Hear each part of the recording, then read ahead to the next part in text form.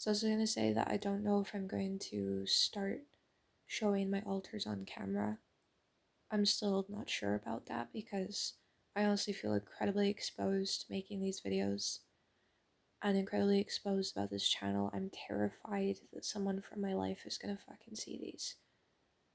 I'm terrified that my family will see these. I don't know how they would, but I'm terrified that they would. I don't think they ever would. Yeah, but still. Um, fucking no, I'm probably going to start making a sorry. If I do start making videos about altars, then I want to I'm making this video to remind myself to start doing work with an altar that I have within me that still believes I deserve abuse, you know, or that the things that happened to me was normal. I need to share the biscuit story. That's a recent one that happened, was the biscuit story. God, I'm so tired. I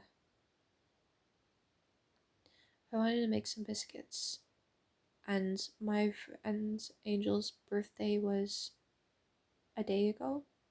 So it was about 5 o'clock. I had just finished up everything that I had been doing that day.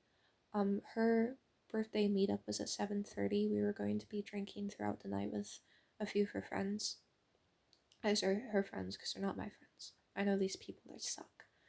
But anyways, I put up with them for her. You know, she really desperately needs to feel like people like her, and um, she needs to. She really needs people, you know, and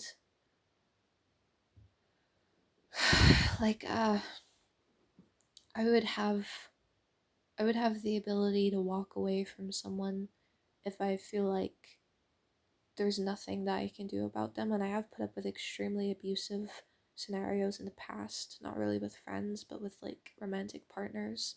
But if I'm able to like pull myself out of the fog of, oh great, these people are shit, I'm able to walk away.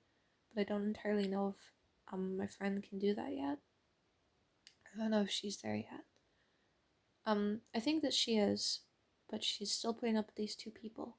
And I don't fucking know why.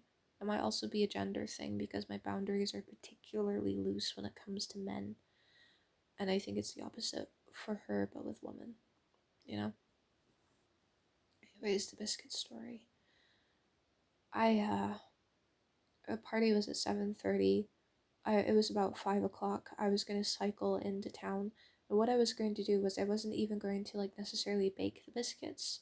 I did have the oven on, and I was going to ask my mom if she could look after the biscuits for me, because I tend to do that where if I'm in the middle of something, like I'm painting or I have something that I'm doing, you know, and I leave like a pot of tea on, I'll leave it simmering over the stove, and whoever is in the kitchen, there's always someone in the kitchen, always someone in the living room, which is conjoined to the kitchen. So I'll fucking say to them, could you look after this pot of tea for me? And they'll be like, yeah, and then they'll switch it off when it gets too hot for me. You know? I was going to do the same with the biscuits because I did know that I needed to get into town like now.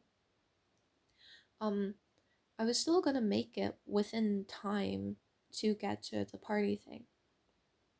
But as I was about to start making the biscuits, um, mom and dad were both snipping at me.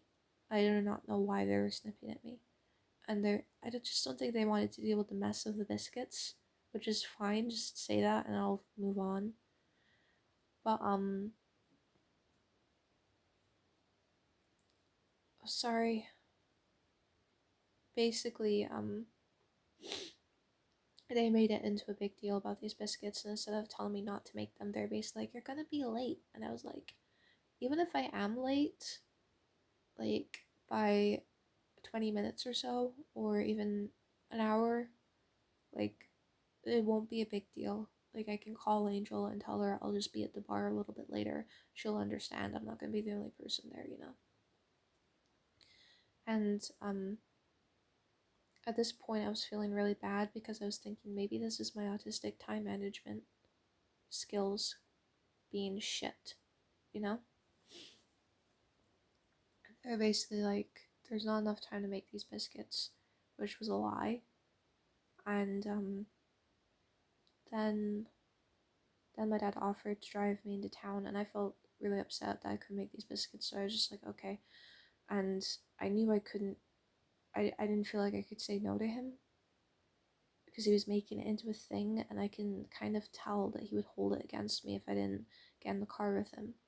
And the minute that I kind of got into the car with him, he slapped the radio, which was, and yelled at it, which was so sudden um, and shocking. And at this point, I was already upset that I just kind of started crying because it was out of the blue. And yeah. I don't know where I was going with the biscuit story, but I needed to share the biscuit story. Because I had to ask a friend of mine whether or not that was okay and normal, and they were like, no. And I still don't know why the hell they were against me making those biscuits. You know? It's just fucking weird. Sometimes it just doesn't make sense.